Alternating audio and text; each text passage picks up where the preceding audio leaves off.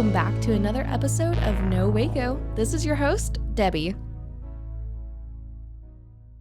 Welcome back to another episode of No Waco. I'm your host, Debbie, and today we have a very special guest here in the studio. Go ahead and introduce yourself. Hello, everybody. I am Dr. Tim Packer. I am Executive Director at the Cove, Heart of Texas, here in Waco. Wow, perfect. And one of the first questions I always ask is, what brought you to Waco, or are you Waco native? And by your accent, I can tell one of those things. I often like to tell people when they ask me, oh, where are you from? I say, oh, Alabama. And the look on people's faces is hilarious. I love that. So I'm in Waco because of love. My wife is a Wacoan and multi-generational Wacoan. Oh, wow. Her family. And we were living in Edinburgh, Scotland together. And then I think it was probably towards the end of 2018, a lot of things were just indicating that it was time to move to be nearer her family. And so we started the process. You know, there's a small matter of a global pandemic kind of just a little happened bit at the same time. But we eventually got here summer, fall of 2021. Wow. And how long have you been with the Cove? So I arrived in the country on the 15th of September 2021 and started at the Cove on 20th of September 2021. But initially started as Chief Operating Officer. Mm-hmm. And then Kelly Atkinson, who's the previous Executive Director, made the decision to step down, and through the recruitment process, I was selected. Oh, wow. That's fantastic. Well, I love what you're doing with the Cove, and it's fantastic having you today in the studio. Great. Yes, and today we're here to talk about an exciting event we're having actually this weekend, which is also St. Patrick's Day.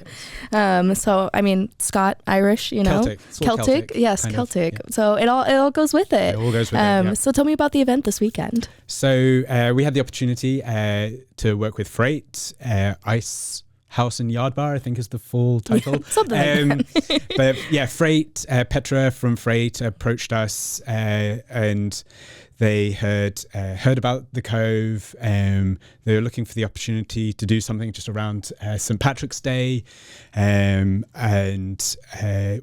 approached us to ask if we would be willing to be the beneficiary of their hard work and take their money. Yes. And you know, we love working with the businesses here in Waco, and we have a really great partnership with a range of different businesses. And you know, it's a fun opportunity, good opportunity to raise awareness of what we do, good opportunity for people to have some fun, and just support the work that we do. Yeah, I love that. And I heard that there's going to be a band playing. Yes. A dog leprechaun contest, absolutely. Right? Is that what I saw? Yeah, that's absolutely correct. So there's a brass band that's going to be coming. There is, yes, a doggy leprechaun party for your canine family members. And there will be vendors from a range of businesses around. Those vendors are donating a portion of their proceeds, taking that evening. And Lee's food truck will be there. There'll be a raffle where the funds from that will come to the Cove. Oh, yeah. And there's a recommended $5 on the door donation. Wow, I love that. And that's a fantastic way for people to go out in the community and have fun and also give back to a great cause. Absolutely. So tell me about, what is the Cove? So the Cove is a non-profit working here in Waco and the 6-county region including and around McLennan County. It's a non-profit that works with high school aged youth who are experiencing homelessness. And we provide 3 kind of core services. We have traditionally been best known for our after-school program, but we also provide one-to-one casework on school campuses, and we're a drop-in service. So Monday through Friday, youth can come and receive support from basic needs through to accessing ID, accessing emergency housing. We help some youth with the emancipation process, if that's the situation that they're in. We have a shower, we have laundry facilities, we have hygiene items and food and all kinds of things. Yeah. I love that. And it sounds like you guys are very integral to our community. Why do you think it's so important that you guys are here in Waco right now? So the Cove started in 2016, but the thought process behind the Cove started earlier than that, around 2013. And it started because Dr. Cheryl Pooler and a number of other people in the community were recognizing this need for high school age students, and there was a gap in the provision. And one of the main things that we focus on is helping these students to complete their education, high school education, and have a kind of a next step in mind. Students who experience homelessness, they graduate at a much lower rate than their peers, so kind of in the mid 60% compared to over 80% for the general population of students. And students who don't graduate high school are also 4.5 times more likely to experience homelessness as an adult. So why is the Cove important for this community? Because we want to break that cycle. We believe everybody should have the opportunity to thrive. We don't like to think that there's students who are struggling to have somewhere safe and regular and appropriate for them to stay on a night-to-night basis. And that could be because they're doubled up, or they're having to sofa surf, or they're staying in their car, or other kind of habitation not fit for humans. Yeah. So we're here because the need is here. Yeah. I absolutely love that. With that, we'll just take a break real fast and then we'll be right back. Okay. And now for a word from our sponsors.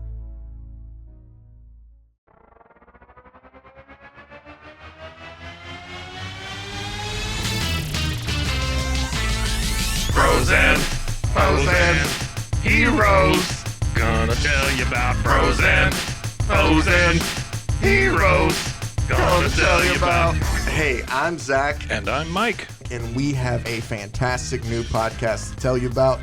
Bros, Foes, and Heroes. It's the two of us looking into the world of comics, breaking down some characters that you may have never heard of, and some that are just absolutely ridiculous. Yeah, so Zach comes up with a character each time, and I go into it just completely blind.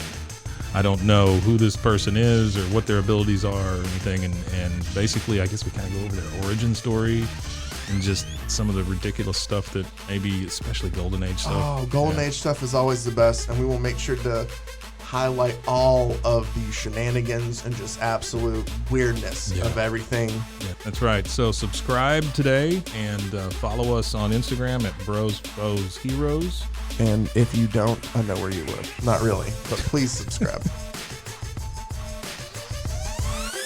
Frozen heroes. Gonna tell you about frozen heroes. Gonna tell you about.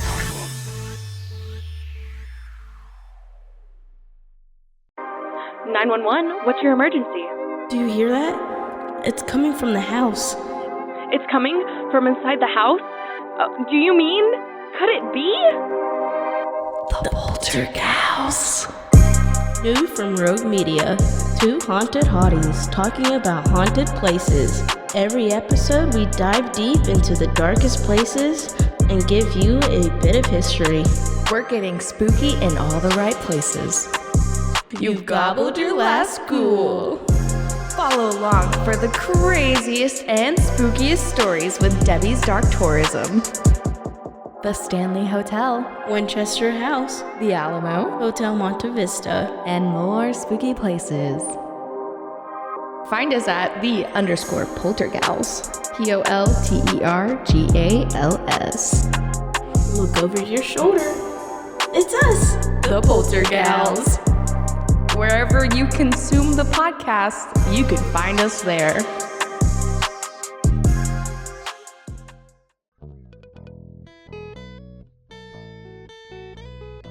Hi, this is Sarah. And I'm Carter. And this is Some of Our Thoughts. We're two Southern sommeliers, and we want to share everything we love and know about wine. We started hanging out during quarantine and cooking and drinking and listening to music, and we just thought this would be a great way to bring everything we know to you guys. We will make wine knowledge and food pairings easy and approachable. So put on your favorite vinyl, grab your favorite glass of wine, tune into our show, and let's have some fun. Wine and vinyl. So check us out on roguemedianetwork.com or wherever you get your favorite podcast. We'll be talking about a lot.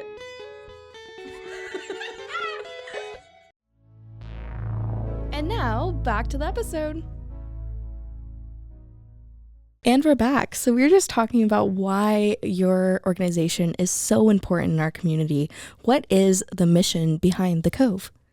So, so the Cove's mission is quite large. I can we see. want to be ambitious. But we believe that we should work and that we can work towards ending youth homelessness in the heart of Texas. And it's quite a big claim to end youth homelessness. And so it probably deserves a little bit more explanation.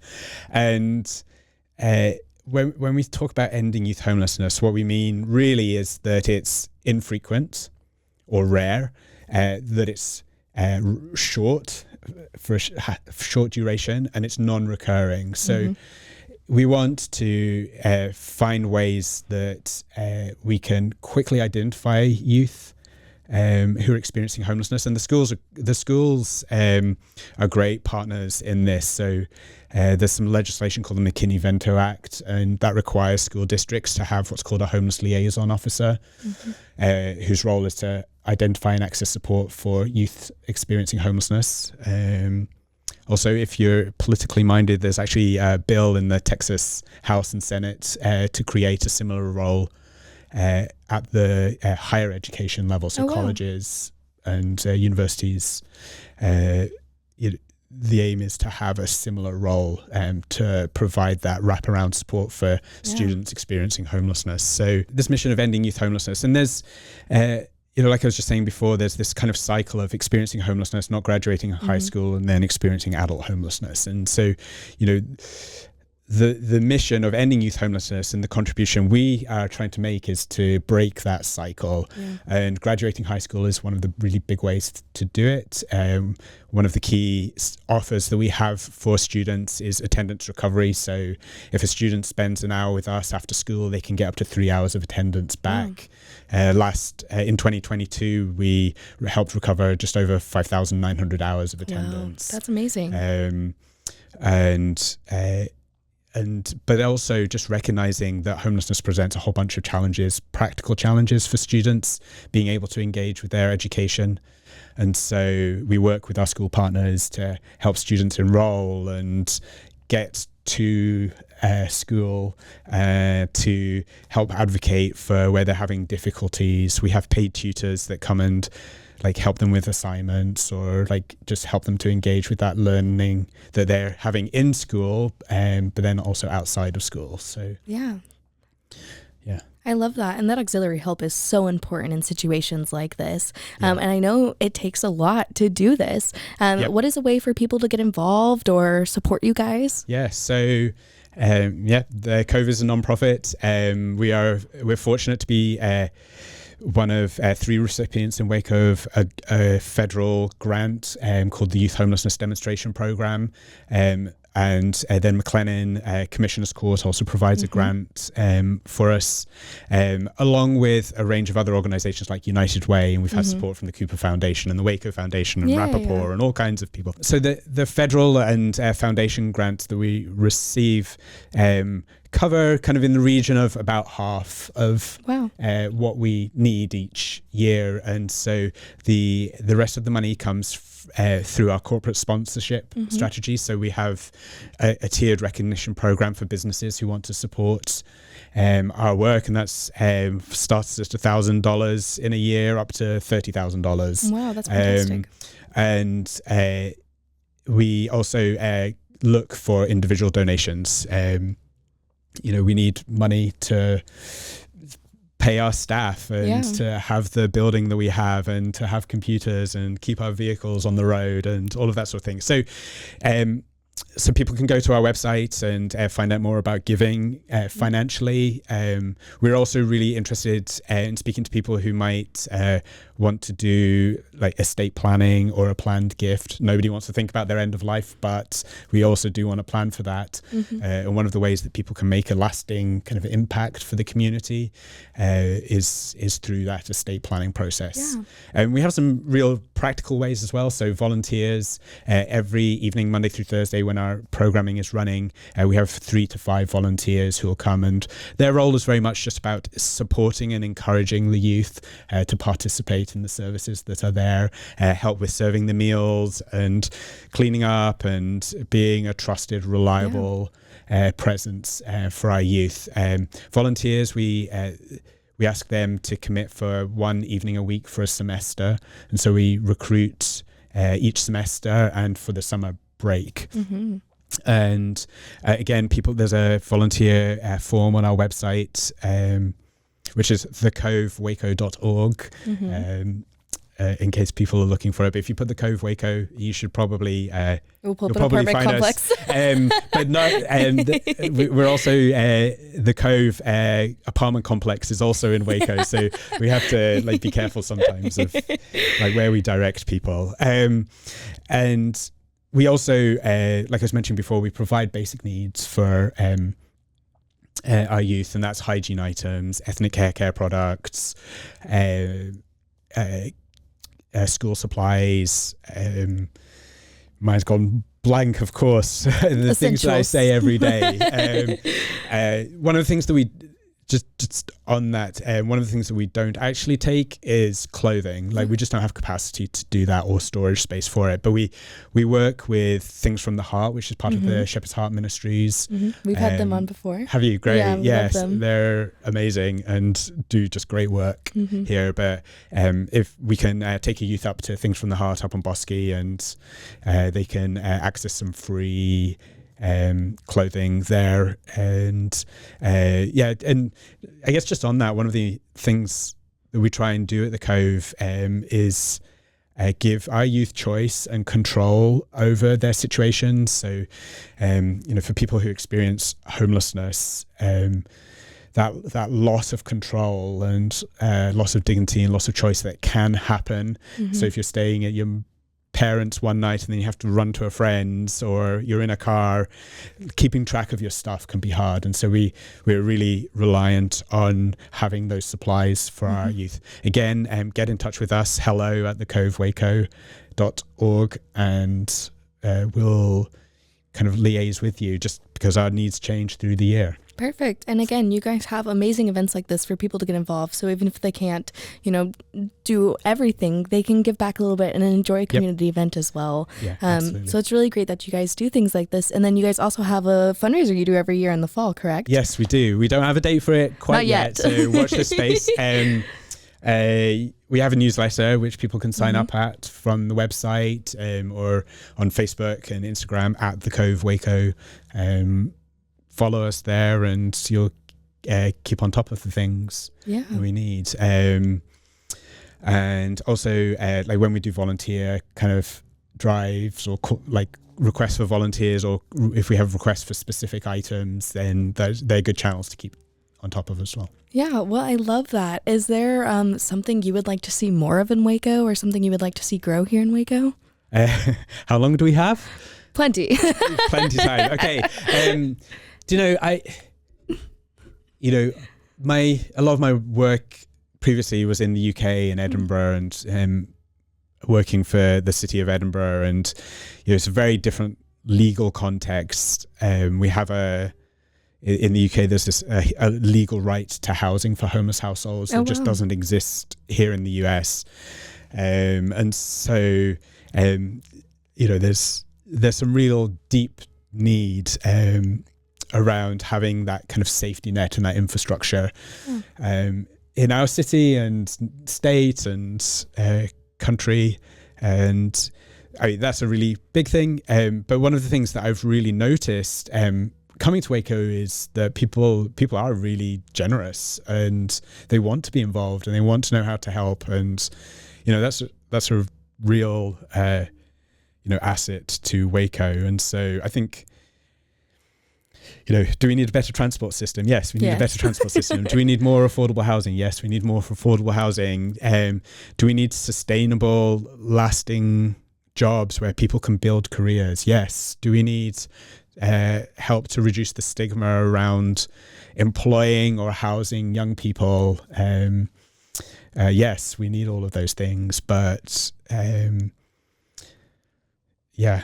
sorry, that got political. I love that. No, fantastic. Quite big, but this is, and how to say, the city is working on their housing strategy, and the Homeless Coalition, and the various partners that sit around the table in these discussions. I'm part of a group called Our Communities, Our Future, which is around helping and supporting our children and families behavioral health type services to be visible and accessible to the community as well. So there's lots of really good pieces, and the work that we at the Cove and others are trying to do is just to continue building those pieces into that kind of big supportive structure that we need. Yeah, and I know you kind of already said this, but what is something you love about our Waco community? Well, I said, there's this really deep kind of seated desire to be generous and to care for people, and that that's great. There's some I love Cameron Park. I'm allowed to say that, I guess. It's not quite the Scottish Highlands, but it's pretty good. So I run a fair amount, and so done quite a few miles there in the park.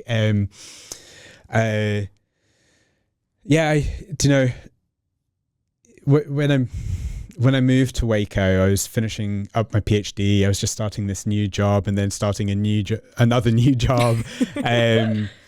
Helping my wife and the kids settle into life and school here. Our youngest daughter has some additional support needs, and so that's a whole other kind of get up. And so it took me a while to begin to find my feet, but I think that the way that I've been welcomed in so many forums and places, and the accent helps. I have to admit, the accent does help, and but I do get the sense that, like I said, Waco is a welcoming community, wants to be involved, is willing to hear how to be involved as well, and those are good things. Yeah, and I love that. And it sounds like, again, you're such an integral part to our community. Is there anybody you might want to shout out that has helped along this journey? I always say you can shout out your mom, your dog, or your grandma. Mom, dog, grandma. All of the above. Any other organizations or anything like that? Yeah, so, I've mentioned quite a few organizations along the way that we work with. Our school partners are obviously integral to what we do. We couldn't do the work without having partnerships with Waco ISD and La Vega Midway, and love to speak with other school districts as well, and the ways that we can support them. We've got a great board, our current board chair, Stephen Orr, and then Dr. Cheryl Pula, who's the previous chair, both being incredibly supportive, helping me kind of get settled in and learn the ropes. My team keep laughing at me because I keep saying, in the UK, we do ... We need that here. Well, yeah, I don't know, maybe some of it. You're in Texas. It's very different than the rest of but yeah, we have a great, like I said, the service to mention, like the Heart Attacks Behavioral Health Network and Family Abuse Center, who we work with on the Youth Homelessness Demonstration Program grant. United Way is one of our local funders, and Cooper Foundation and Waco Foundation and Rappaport have all also supported us. Yesterday I was at the Baylor Philanthropy Lab, and their Solid Gold Neighbor program is just great. And also mentioned was the Our Communities, Our Future group, and folks that are involved with that. So I have probably missed lots of people. I apologize. You can never name them all. It happens every episode. I'd be here a long time. The other big one that I need to mention is Methodist Children's Home, and so they made it possible to have our building up on Waco Drive, and just have a real heart for serving the kind of wider community, and the various members of the team that we kind of have contact with there on a regular basis are just great. Again, apologies if I forgot you and your integral and my team. I can't you gotta forget shout my the team. I know. So there's 10 of us in the team, and they are all committed to the mission and work hard and deal with the craziness that happens sometimes, and the long hours at times, and the unusual requests, and the just whatever kind of happens. And so, we can't do this without the team. And that's absolutely fantastic. And of course, give us all your social medias, where you can find you, where you can find more information, your website again, just so everybody has it. Okay, so our website's at thecovewaco.org. And Facebook and Instagram at slide in those DMs. Yeah, that's what I did. Just slide right in and talk with your amazing social media person. Yeah, so Harold Brown is our community relations coordinator. So if you see our Instagram posts and Facebook, that's all him. All right, perfect. And is there anything else you would like to share with our guests today? I don't think so. All right, perfect. Come to the event tomorrow. Woo, yes. From 5 p.m. $5 suggested donation on the door. Please give more. I'll be there with my Square card reader and or a QR code for our website. But yeah, I mean, the main thing is come and have some fun and find out more about what we're doing, and support some of the vendors and support Freight as a great community partner. Yeah, and thank you again so much for your time, and thank you so much for coming on today. Yeah, my pleasure. Thank you for having me. Yes.